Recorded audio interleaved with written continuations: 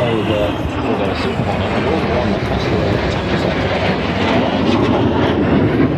is actually driven by an individual operator in the Super.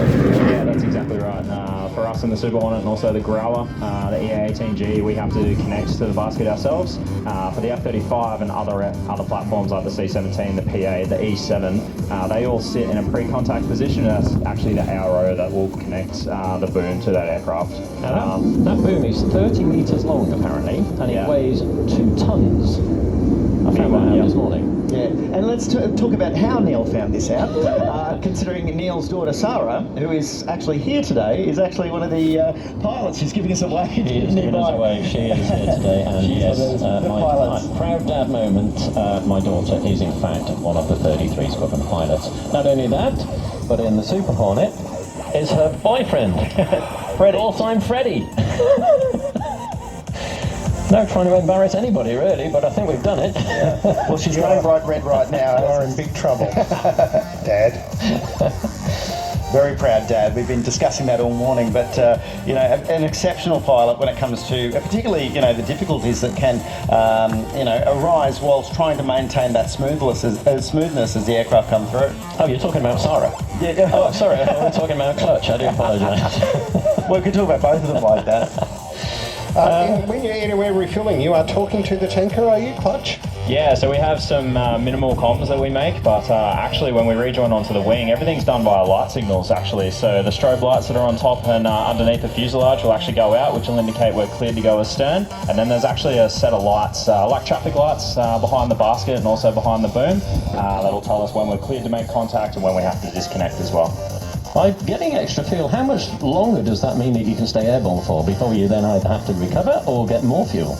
Yeah, realistically, as long as we want, but quite often the missions that we saw in Operation Okra were over 10 hours that we were flying with the jets. So my personal longest is 8 hours flying from Guam to Hawaii, but only enabled by the KC-30. What's it like flying in a fast jet for 8 hours? You do get no tea, no coffee.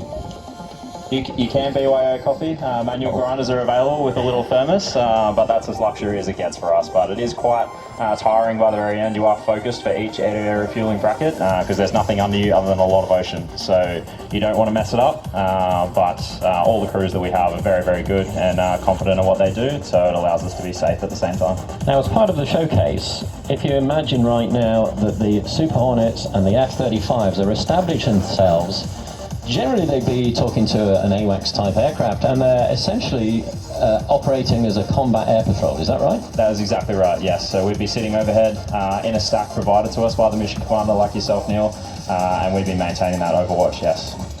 Overwatch of platforms like the C-27 that's coming in from the right, the Spartan. That's right, the C-27J. Lifter. Yeah, absolutely. So maintaining overwatch, maintaining battle space awareness of where they are, and then also maintaining awareness of the airfield as we're about to see them infill some troops. And that's exactly right. This is a small cargo aircraft, the Spartan, made in Italy. And we saw these very first time at the Paris Air Show in 2001. The first Spartan arrived at 35 Squadron in 2015, and there are a fleet of 10 of these. And they sort of bridge the gap between the Army helicopters, the larger Chinook, etc., to the larger Air Force aircraft like the Charlie 130 and the C-17. And you're going to see a fairly short landing here. And these aircraft can land on unprepared strips, as well as an airfield like here at the Australian International Air Show at Avalon. So what will we see here, Hinksy? A demonstration of troops who secure an airfield, is that right? Absolutely, our Security Forces Squadron, in fact it's number 1 Security Forces Squadron based at RAF Base Williamtown in Newcastle are going to come out, and basically their role is to secure the airfield for the other aircraft that might be coming in. In fact, we're going to see the C-27J Spartan open its rear ramp in just a sec. In the back is a loadmaster, and he'll be directing the troops and aviators in the back of the aircraft as to when it's clear for them to actually leave, and we'll see them come out in a defensive position and protect the airfield for the aircraft as they come through. So here come the aviators of number 1 Security Forces Squadron. Now, how many people does the Spartan normally carry on something like this? It's a fairly about 30 to 35 people that they can carry quite successfully and land on some of these smaller airstrips.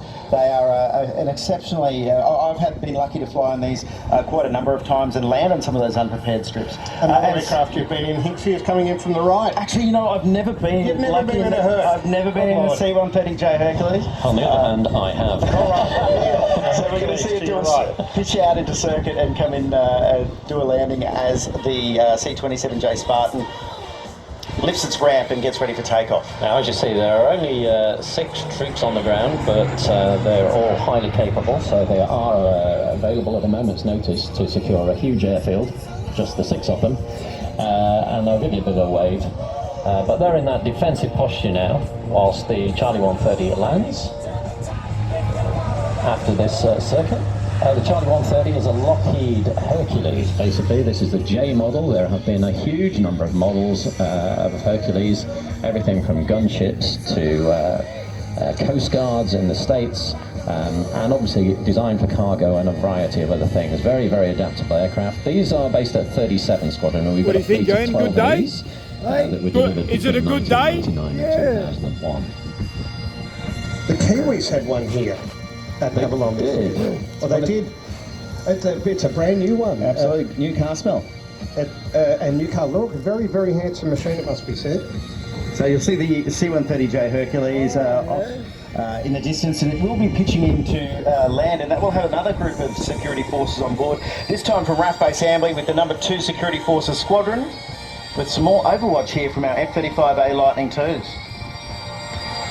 So in a situation, Clutch, where you get called upon by the troops on the ground, maybe they're engaged in combat, what happens?